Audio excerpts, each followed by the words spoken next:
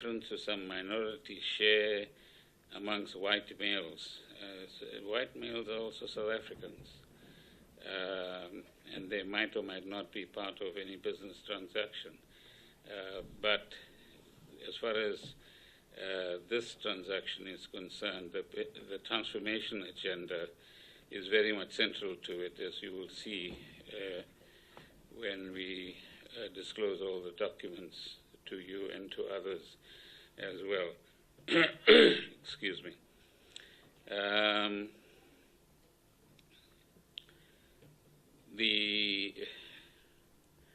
Mr. Dlamini's points about Novik being approached, as I said, he has been proactively in contact with us during this entire period, and whatever was arrived at between themselves and Takatsu at the end of the day.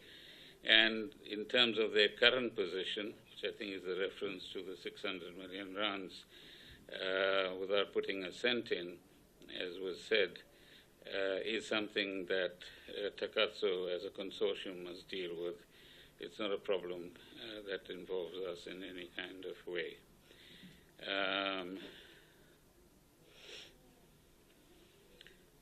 The issue of valuations I've just addressed, so I won't repeat myself in the interest of time.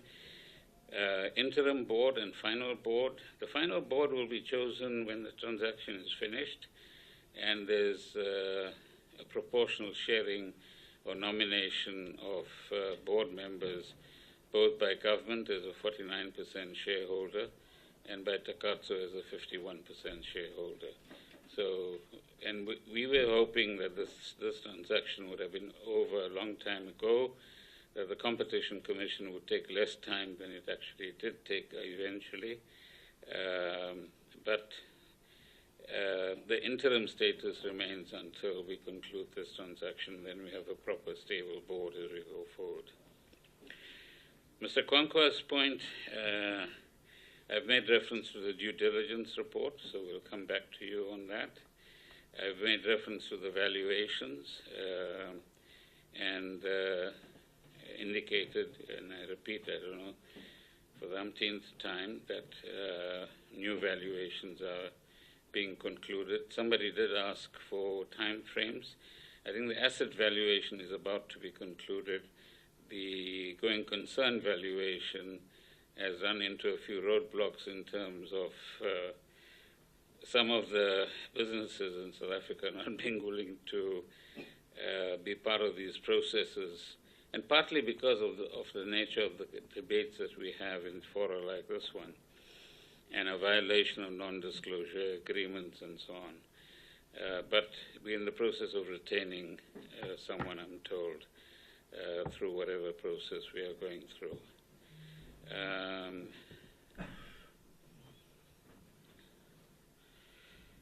Then Mr. Gumeda's point,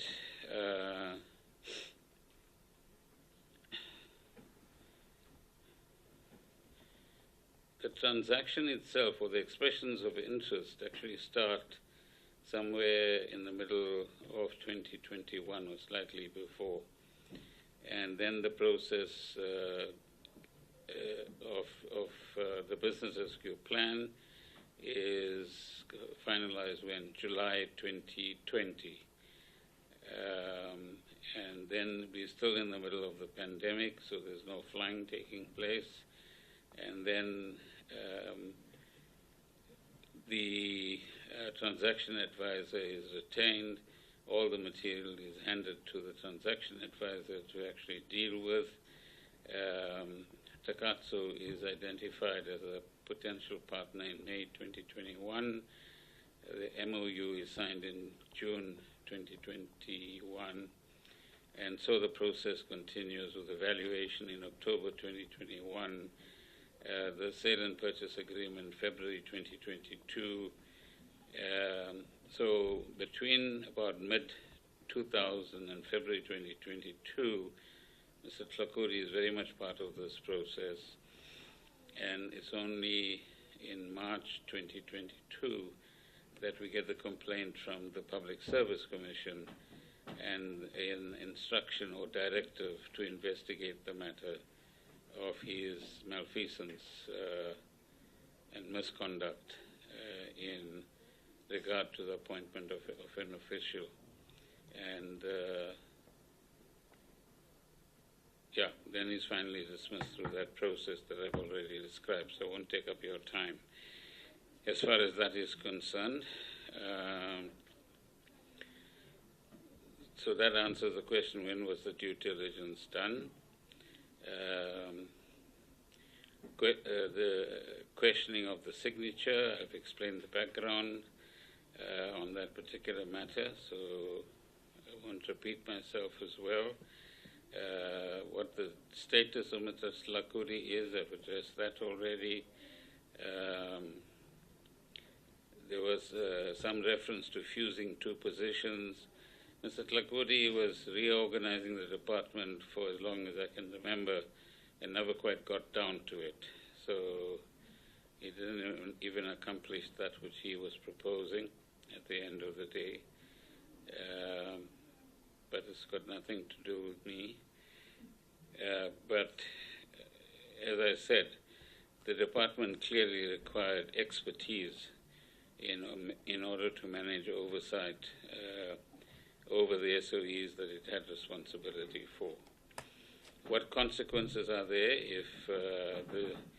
if he actually saw the Public Service Commission letter? This is not about the law, this is about integrity. That if you've seen something, own up to it. Don't wait until I come to you. And it tells you something about the individual and their character, as far as I'm concerned. Might not mean much for others.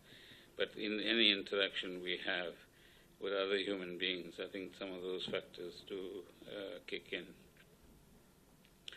When will Takatsu pay in the 3 billion? Well, as soon as the deal reaches a point where there's a shareholders' agreement signed. So there's one or two regulatory processes we need to complete. Mr. Isak came in a bit late, so he missed his colleagues' questions. And I've responded to most of the points that he's made. The legal fees that you referred to are in fact the fees of the business rescue practitioner and the people they brought on board. So they brought on board, for example, at the instruction of the lenders, an advisory firm from the US. I just forget their name. Alvarez and Marcel, to advise them for a few months. And they walked away with, if I remember correctly, 60 million rands as their fees. And you're right, as the others are. The lawyers made a handsome fee as well, as did the business rescue practitioners. So that's the legal fees that are commonly referred to. I made reference earlier on, but before I come to Ms. Murray, let me respond directly to Honorable Mkonazi's point. Yeah, this is the best deal we have at our hands at the moment. And as you can see, the Minister of Finance has expressed great concern about the fiscal status that we find ourselves in. So that's a huge challenge. Was the chair asked, so Takatsu not amongst the shortlisted? I'm told that it was, both in the entities that were looked at by the transaction advisor. Their specific interest at that time was Mango or related assets within SAA. Did Takatsu participate in the valuation? I told you how they participated, but I didn't even know about who paid for what. Did other companies contribute to that? I don't know. And as I said, this business about relatives of mine getting involved is something that is highly offensive for someone like myself and my family, because we're paying a high price for some of the kind of attacks that I'm subjected to. So then I end, Chair, on Ms. Murray's point, Honorable Murray. she makes reference to Minister and DG. If he had raised concerns about the deal, what would have happened? In my position, I listen to advice from many different quarters, and that's a sensible thing to do. So if there's good, sensible advice or concerns raised or solutions offered, one must hear them, evaluate them, test them, and if there's validity, go with them. So every single day, every single hour, one is looking at solutions of one kind or another. And I have an open mind. And I test one person's views against another before I make up my mind, as do many others in government as well. You made a point about protected disclosure in reference to October 2022. I missed your point there, though, but if the chair allows, you can clarify it. But I've been through this several times. My own view is that the so-called, firstly, it's not a protected disclosure, and the legal arguments are set out for you. But secondly, all these are post facto issues once the Public Service Commission process came into being. And thirdly, they're part of a political campaign now to try and justify what one individual did, which was obviously wrong, and which we tend to lose sight of by cross-referencing the SAA point. So as far as the behavior, the conduct, and the disciplinary process that Mr. Tlakuri went through, he has paid the price for what he did. By the way, there are two other instances that were subsequently discovered that haven't been acted upon because he's dismissed. But had he been still within the service, they would have been acted on as well.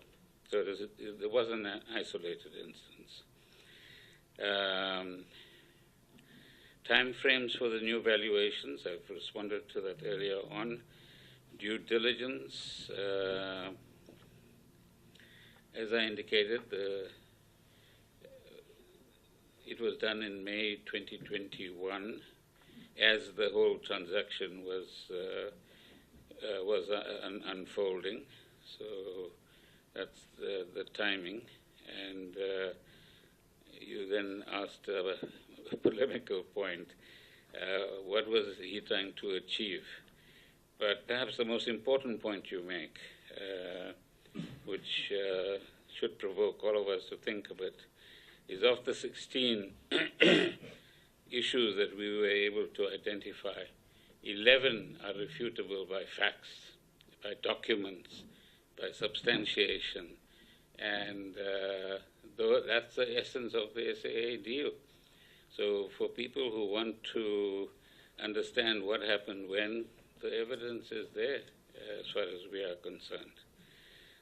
So, Chair, let me end on that note, and thank you for the opportunity. But if there's any further information anybody or the committee requires, please let us know, and we'll certainly cooperate with you in that regard. Thank you. Thank you, Honourable Minister. Honourable members, time now is 22 minutes past 1, and we are supposed to be in the next 8 minutes to be logging in to the sitting of Parliament. And let me take this opportunity to thank the Minister and yourselves as members